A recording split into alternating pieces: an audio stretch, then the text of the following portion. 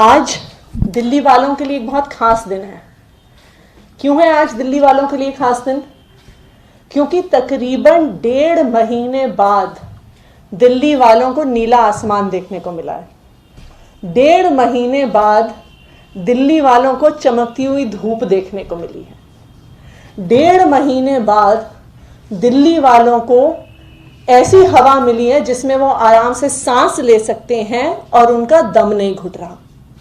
वरना पिछले 1.5 महीने से और हर साल अक्टूबर नवंबर के महीने में दिल्ली वालों को एक दम घुटने वाला माहौल, एक ऐसी हवा जिसमें सांस लेने में दिक्कत होती है, हर साल दिल्ली एनसीआर वाले, पूरे उत्तर भारत वाले साल दर साल अक्टूबर नवंबर के महीने में झेलते हैं।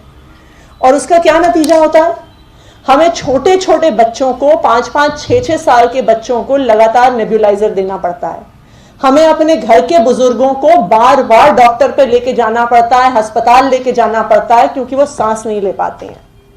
और इस बार और भी ज्यादा परिस्थिति गंभीर हो गई, क्योंकि हम एक वैश्विक महामारी में, जो कोरोना की महामारी है, जिसका सबसे ज्यादा असर फेफड़ों पर और लंग्स पर पड़ता है, उसमें ये पिछले 1.5 महीने का जो पोल्यूशन है, इसने लोगों की लंग्स की हालत को और खराब कर दिया, फेफड़ों को कमजोर कर दिया। कोरोना की वजह से जो माइल्ड सिम्टम्स होते थे लोगों को, इस पोल्यूशन की वजह से वो मॉडरेट हो गए। जिनको मॉडरेट सिम्टम्स होते थे वो सीवियर हो गए। जिनको सीवियर सिम्टम्स होते थे वो आज एक जीने मरने की जंग जूझ रहे हैं। क्यों? क्योंकि इस साल हर साल की तरह पंजाब और हरियाणा में पराली जलाई जा रही है और इसी वजह से दिल्ली के लोग सांस नहीं ले पा रहे। तो आज ऐसा क्या हो गया? आज ऐसा क्या जादू हो गया? कल ऐसा क्या जादू हो गया जो पिछले 2 दिन से दिल्ली वालों को ये साफ आबो हवा मिल रही है? मैं अभी आप लोगों को एक ग्राफ दिखाती हूं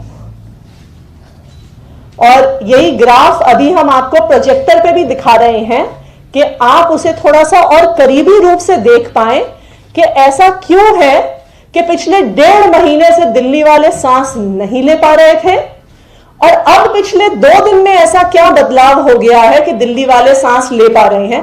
इसको जरा प्रोजेक्टर पे खोलिए। अगर हम देखें, और ये अभी आपके स्क्रीन पे आ रहा है, कि जैसे ही हम 15, 16, 17 नवंबर के पास पहुंचते हैं तो जो पराली जलाने की इंस्टेंसेस हैं, और ये पंजाब का ग्राफ है, ये ICAR Indian council for agricultural research के द्वारा दिया गया डेटा है, जो दिखाता है कि जैसे ही 15, 16, 17 अक्टूबर के पास हम पहुंचते हैं तो कभी 1400, 1500, 2000, 4000 और ये नवंबर के शुरू तक पहुंचते पहुंचते 5000 से भी ज्यादा डेली केसेस पराली जलाने के सिर्फ और सिर्फ पंजाब से आ रहे थे। और एक बार जब ये पीक छू जाता है 6-7 नवंबर के आसपास, फिर भी 12-13 नवंबर तक भी 3000, 3500, 2000, 2500 तक केसेस हो रहे थे। और यही कारण है कि दिल्ली वाले, NCR वाले सांस नहीं ले पा रहे थे। सांस नहीं ले पा रहे थे।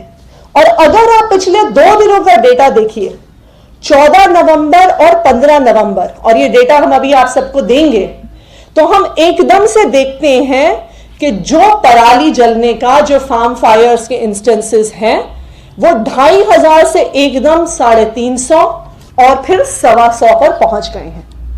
और जैसे ही पंजाब में और हरियाणा में पराली जलनी बंद हुई, वैसे ही दिल्ली NCR की और पूरे नॉर्थ इंडिया की, पूरे उत्तर भारत की आबो हवा में हम एक बहुत बड़ा डिफरेंस देख सकते हैं। आज दिल्ली में सबको पता है कि जो आज हम दिल्ली में सांस ले पा रहे हैं, जब इतनी ज्यादा पंजाब और हरियाणा में आग लग रही थी तो अपने घर से बाहर सांस लेना मुश्किल हो रहा था। ये कारण है, ये जिसकी वजह से आज दिल्ली में एक साफ हवा, हमें चमकता हुआ सूरज और जो नीला आसमान 1.5 महीने से नहीं देखने को मिला, वो अब हमें पिछले 2 दिन से देखने को मिल रहा है। तो अब सवाल यह बनता है कि इसके लिए कौन जिम्मेदार है? कौन जिम्मेदार है जिसकी वजह से 1.5 महीने से दिल्ली एनसीआर की और पूरे उत्तर भारत का दम घुट रहा है? और इसके लिए हम साफ साफ देख सकते हैं कि हरियाणा और पंजाब के मुख्यमंत्री जिम्मेदार हैं। क्यों? क्योंकि उनकी जिम्मेदारी थी कि वो कोई समाधान निकाले जिससे किसानों को पराली ना जलानी पड़े, वो कोई समाधान निकाले जिसकी वजह से पंजाब और हरियाणा के किसान खुद, दिल्ली एनसीआर के लोग और पूरे उत्तर भारत के लोग इस दम घुटने वाली हवा में ना जिए। ये उनकी जिम्मेदारी थी और ये उनकी क्रिमिनल नेग्लिजेंस है जिसकी वजह से दिल्ली वाले, एनसीआर वाले पिछले 1.5 महीने से परेशान हैं। हमें पहले बोला जाता था, इन मुख्यमंत्री द्वारा ही बोला जाता था कि जी हम इस बारे में क्या कर सकते हैं, पराली वाले मुद्दे का तो कोई समाधान ही नहीं है। लेकिन आज समाधान है। दिल्ली सरकार ने पूसा इंस्टीट्यूट के साथ मिलकर जो बायो डिकम्पोजर तकनीक निकाली है वो एक कॉस्ट इफेक्टिव समाधान है जिसका खर्चा उसे तैयार करने का, उस बायो डिकम्पोजर का सिर्फ और सिर्फ 30 रुपए एकड़ है। तो आज मैं पंजाब और हरियाणा के मुख्यमंत्रियों से पूछना चाहती हूं कि क्या आप पंजाब और हरियाणा के किसानों को 30 रुपए एकड़ का खर्चा नहीं दे सकते थे क्या? दिल्ली में हमने खुद एक सेंट्रल गवर्नमेंट के इंस्टीट्यूट के साथ जाकर यह समाधान अगर निकाल लिया तो हरियाणा और पंजाब के मुख्यमंत्री क्या कर रहे थे? उन्होंने क्यों पूरे उत्तर भारत को इस पब्लिक हेल्थ इमरजेंसी में डाल दिया? उन्होंने पूरे उत्तर भारत के बच्चों को, बुजुर्गों को ऐसी गंभीर स्वास्थ्य की परिस्थिति में डाल दिया? उन्होंने क्यों दिल्ली वालों को एक सीवियर कोरोना जोन में डाल दिया जहां पे आज आईसीयू बेड्स की जरूरत पड़ रही है सीवियर इन्फेक्शन की वजह से? क्योंकि पराली जलाने की वजह से जो प्रदूषण है वो कोरोना के केसेस को भी और सीरियस किया करता है। तो आज हमारी मांग क्या है? हमारी ये मांग है, आज 2 संस्थाएं हैं जो इस पूरे पराली जलाने वाले मसले को और दिल्ली एनसीआर के प्रदूषण को देख रही हैं। यह मसला आज सुप्रीम कोर्ट के सामने भी चल रहा है और केंद्र सरकार द्वारा जो एयर क्वालिटी कमीशन बनाई गई है वो भी इस मसले को देख रही है। हमारा सुप्रीम कोर्ट से भी और एयर क्वालिटी कमीशन से, दोनों से आग्रह है कि वो सुओ मोटो कॉग्निसेंस लेके हरियाणा के मुख्यमंत्री और पंजाब के मुख्यमंत्री के खिलाफ मुकदमा दर्ज करें।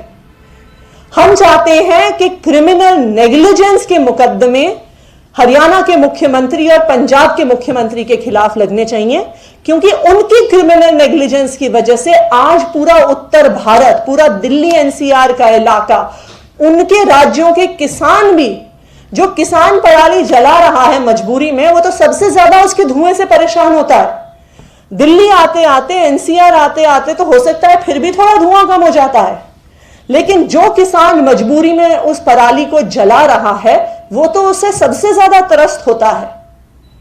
तो हमारी ये डिमांड है कि एयर क्वालिटी कमीशन, और हमारी ये डिमांड है कि हम उम्मीद करते हैं कि सुप्रीम कोर्ट खुद इस मामले की सुओ मोटो कॉग्निसेंस लेगा, हरियाणा और पंजाब के मुख्यमंत्रियों के खिलाफ क्रिमिनल नेग्लिजेंस के लिए मुकदमे दर्ज करेगा, क्योंकि उनकी क्रिमिनल नेग्लिजेंस की वजह से पूरा उत्तर भारत एक पब्लिक हेल्थ इमरजेंसी के हालात में आ गया है और ये दोनों मुख्यमंत्री इस पब्लिक हेल्थ इमरजेंसी के लिए जिम्मेदार हैं और उन पर सख्त से सख्त कार्रवाई होनी चाहिए।